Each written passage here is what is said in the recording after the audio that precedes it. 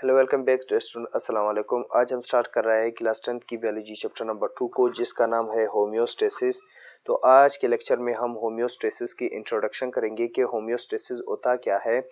Let's see the definition of homeostasis, the process by which living organisms maintain the internal condition of the body.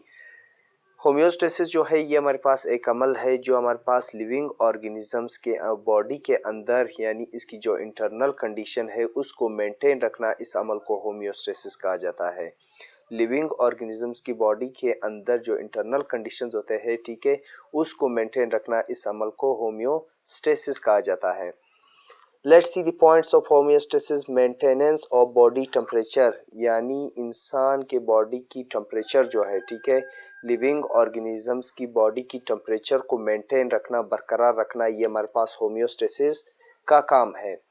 It maintain body salt and water level. Homeostasis जो है ये हमारे body के अंदर, हमारे जिस्म के अंदर, ठीक है, पानी की लेवल और नमकियात की लेवल को बरकरार रखता है।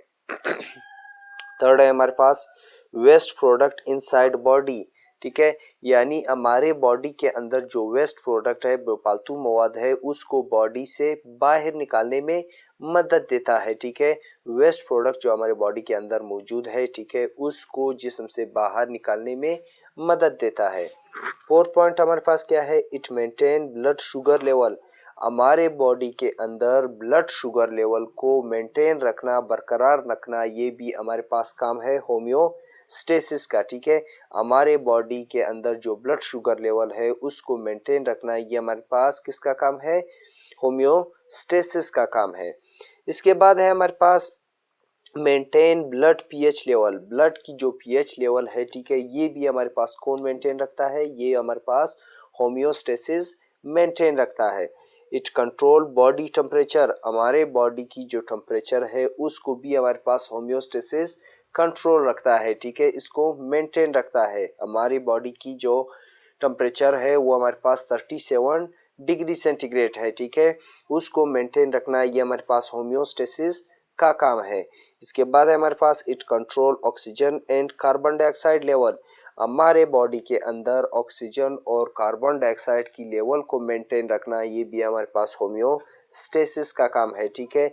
यानी जब हमारे बॉडी के अंदर ऑक्सीजन आता है, हम इनहेलेशन करता है ऑक्सीजन को और एक्सेल करते हैं कार्बन डाइऑक्साइड को, ठीक है, तो इसको मेंटेन रखना, ये हमारे पास किसका काम है, होम्योस्टेसिस का काम है, ठीक है। इसके बाद है हमारे पास without homeostasis the body can not function properly.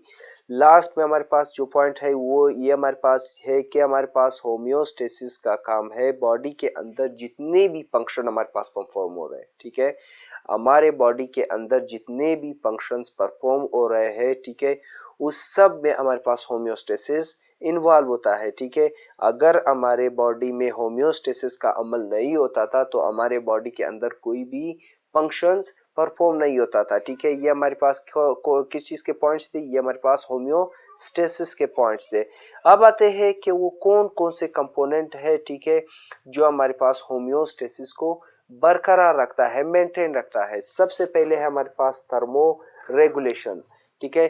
Thermo नाम से जाहिर है, ठीक है, थर्मो का मतलब है हमारे पास हीट, ठीक है, रेगुलेशन का मतलब है हमारे पास मेंटेन रखना, ठीक है।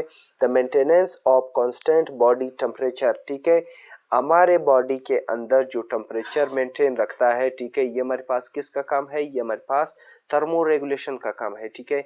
हमारे बॉडी की टेम्परेचर को मेंटेन रखना, बरकरार रखना, ये हमारे पास थर्मो रेगुलेशन का काम है। इसके बाद है सेकंड हमारे पास ओस्मो रेगुलेशन। ओस्मो रेगुलेशन हमारे पास क्या है, maintenance of constant water and salt level. हमारे बॉडी के अंदर, ठीक है, नमकियात और पानी की लेवल को मेंटेन रखना, बरकरार रखना, ये हमारे पास ओस्मो रेगुलेशन का काम है, ठीक है।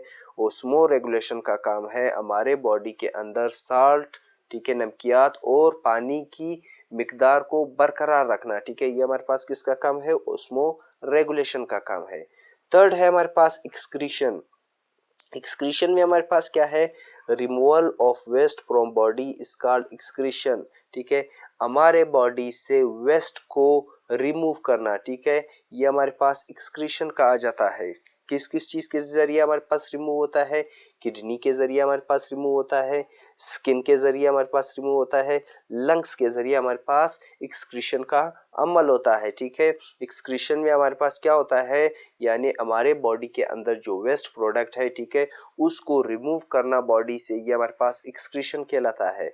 ये हमारे पास कौन कौन से ऑर्गन्स करते हैं, किडनी करता है, स्किन करता है, इसके अलावा हमारे पास लंग्स करता है। ठीक है, तो इसी के साथ आज का हमारा टॉपिक खत्म हुआ, इंट्रोडक्शन ऑफ होम्योस्टेसिस। ठीक है, if you have any kind of question in this topic, so you can ask through comments. Thank you.